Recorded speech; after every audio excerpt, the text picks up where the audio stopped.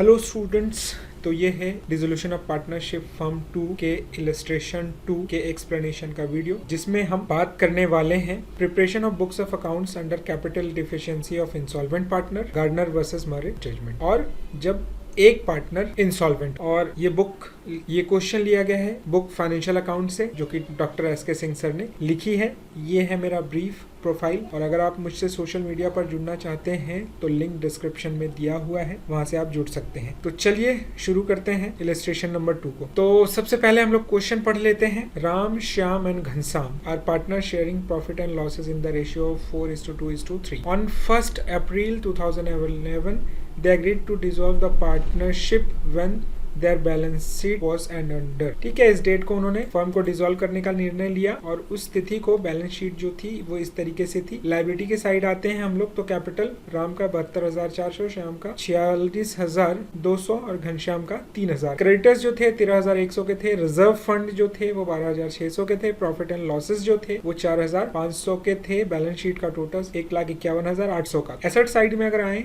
तो बिल्डिंग थी 45,000 की, फर्नीचर 3,700 के, स्टॉक 19,400, डेटर्स 31,000, इन्वेस्टमेंट जो थे वो 45,200 के, कैश एट बैंक जो था वो 7,500 का था। तो ये बैलेंस शीट की सिचुएशन हुई। आगे हम लोग देखते हैं कि एडजस्टमेंट में क्या क्या चीजें कह रहा है। कहता है कि एसेट्स जो है इस तरीके से रियलाइज किए गए थे। Investment 20,800, debtors 28,000, stock 15,000, furniture 2,000, building 35,000। All liabilities were paid off. Amount नहीं दिया हुआ है, इसका मतलब क्या है कि बुक वैल्यू पर उनकी पेमेंट की गई थी सारी लाइबिलिटीज की। The expenses of realisation was 600। Realisation के एक्सपेंसेस 6,000 के थे। Ghanshyam had become bankrupt and Rs 2,100 only recovered from his private estate. Close the books of account of the firm assuming that Gardner versus Murray applies. क्या कहा गया है कि घनश्याम जो था वो बैंकरप्ट हो गया, दिवालिया हो गया, लेकिन उसके प्राइवेट जो संपत्तियां थी उससे 2,100 मिल पाया, और आपसे कह रहा है कि बुक्स ऑफ अकाउंट क्लोज करिए गार्डनर वर्सेस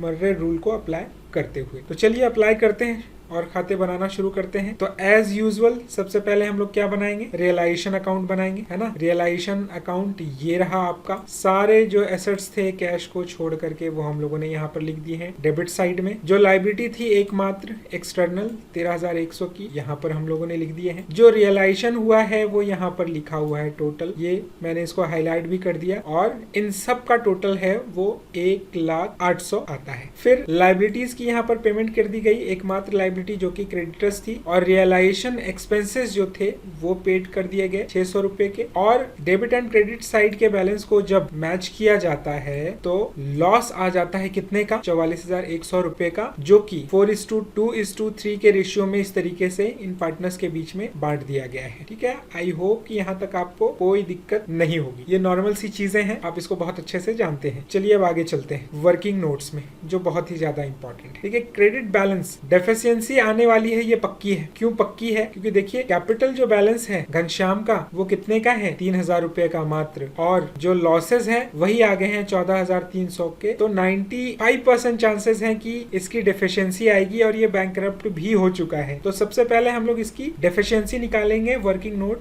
1। अब देखते हैं क्रेडिट बैलेंस, इसका कैपिटल का बैलेंस जो है वो 3,000 का है, और जो रिजर्व फंड 12,600 के दिए गए हैं उसमें से 3/9 का इसका शेयर हुआ 4,200। प्रॉफिट एंड लॉस का जो क्रेडिट बैलेंस है लायबिलिटी साइड में दिया हुआ है 4,500, उसमें भी इसका 3/9 का शेयर होगा 1,500। Recovered from Ghanshyam state, Ghanshyam की जो प्राइवेट प्रॉपर्टी बिकी उससे 2,100 रुपए आए हैं। तो ये कुल जमा हो गए किसके, घनश्याम के। 3,000 कैपिटल का, प्रॉफिट रिजर्व का 4,200, प्रॉफिट का 1,500, और जो उसकी संपत्ति बेची गई 2,100 की, और ये कुल मिला के हो जाते हैं आपके कितने, 10,800 के, 10,800 के। और अभी अभी हम लोगों ने यहाँ देखा रियलाइजेशन अकाउंट में कि 14,700 रुपए के इसके लॉसेस हैं। तो जब इस पॉजिटिव बैलेंस में लॉस को घटा दिया जाता है तो नेगेटिव बैलेंस यानी कैपिटल डेफिशिएंसी है वो आ जाती है कितने की, 3,900 रुपए। तो ये वर्किंग नोट 1 हमारा कंप्लीट हो गया।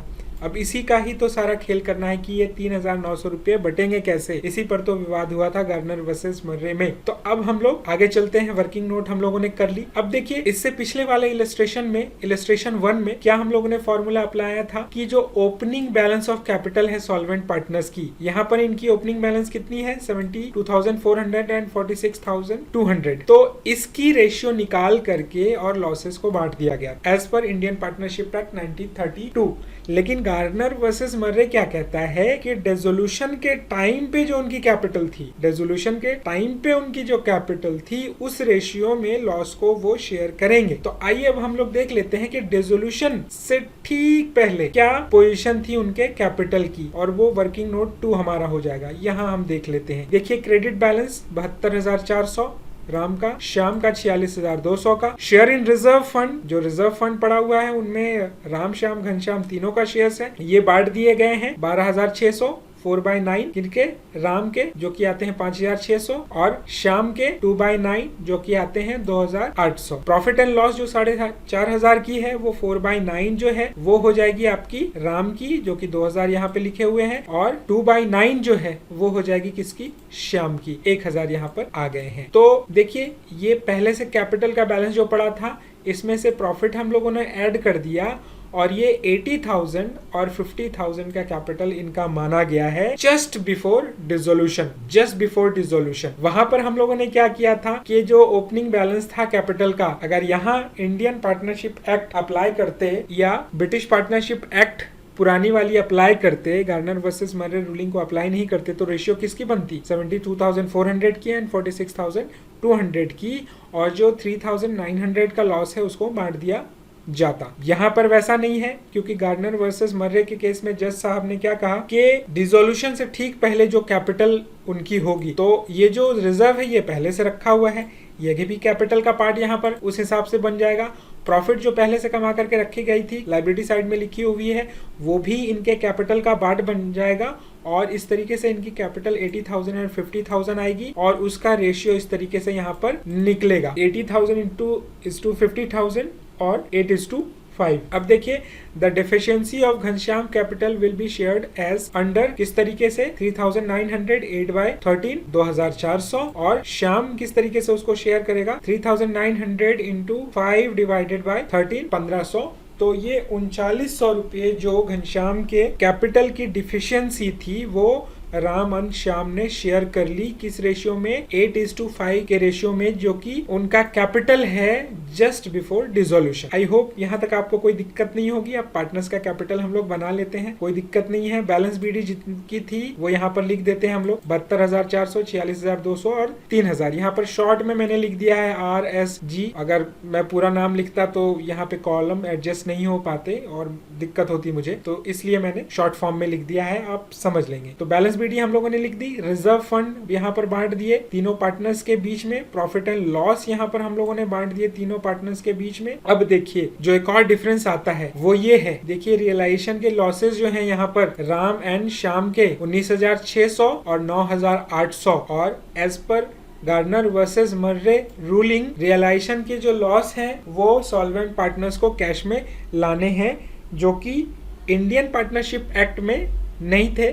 पार्टनर्स को ऐसा नहीं करना था, लेकिन गार्डनर वर्सेस मर्रे जजमेंट के अकॉर्डिंग अगर हम क्वेश्चंस को बनाते हैं तो ये रियलाइजेशन के लॉस उन्होंने कैश में लाए और ये कैश उनके खाते में, उनके कैपिटल में जमा कर दिया। लॉस ब्राउट इन कैश लिखा हुआ है। बाय बैंक यहाँ पर लिखा हुआ है क्या 2,100 रुपए का, जो कि जी के प्राइवेट एस्टेट को बेचने से मिला था, वो यहाँ पर लिख दिया गया। और जी का जो डेफिशिएंसी था 3,900 का, वो किसने, राम ने 2,400 बेयर कर लिए, श्याम ने 1,500 बेयर कर लिए, और इस तरीके से 14,700 इस साइड भी और 14,700 इस साइड भी इनका घनश्याम का बराबर हो गया। अब हम लोग देख लेते हैं कि इनका राम एंड श्याम का कैपिटल, तो 99,600 एंड तो राम का टोटल क्रेडिट साइड का 99,600 और श्याम का 59,800। अब इसमें से क्या चीजें घटाई जाएगी, जो रियलाइजेशन के लॉसेस हैं 19,600 और 9,800 दोनों के कैपिटल से घटा दिए गए, और श्याम का जो डेफिशिएंसी था जो इनको बियर करना पड़ा 3,900 का, राम ने 2,400 बियर किए और श्याम ने 1,500 बियर किए, वो भी उनके खाते से घटा दिया गया है और उसके बाद जो भी बैलेंस बची वो इनको पेड कर दी जाएगी 77,600 एंड 48,500। आइए अब हम इसका लास्ट पार्ट देख लेते हैं, बैंक अकाउंट। तो बैलेंस बीडी जो ओपनिंग बैलेंस था बैलेंस शीट में दिया हुआ था वो यहाँ पे लिख दी गई है 7,500 रुपए की। रियलाइजेशन से 1,08,00,000 रुपए आए। राम के कैपिटल से कितने आए? रियलाइजेशन के लॉस के आपको पता 19,600 के। श्याम के कैपिटल से कितने आए? 9,800 के। जी के प्राइवेट एस्टेट से आए 2,100 के। तो इतने पैसे जो है पहले से थे और इतने पैसे आए, टोटल पैसे 1,39,800 और वो गए कहां पर? रियलाइजेशन में क्रेडिटर्स को पेड करने पड़े कितने? 13,100 रुपए के। रियलाइजेशन एक्सपेंसेस पेड करने पड़े 2,500 रुपए के। राम को पैसा दिया गया फर्म से 77,600, शाम को दिया गया 48,500 और इस तरीके से दोनों साइड का बैलेंस जो है वो टैली हो जाता है और हम मान लेते हैं कि क्वेश्चन सही बना है और सही बनता भी है अगर वो टैली हो जाता है तो अगर आप दोनों वीडियो को एक साथ देखेंगे इलस्ट्रेशन नंबर 1 और 2 को, तो जो डिफरेंस है वो साफ आपको पता चल जाएगा कि गार्नर्स वर्सेस मर्रे और इंडियन पार्टनरशिप एक्ट में क्या डिफरेंस है। अगर आपने वीडियो को अंत तक पूरे ध्यान से देखा है तो थैंक यू वेरी मच। मिलते हैं अगले वीडियो में।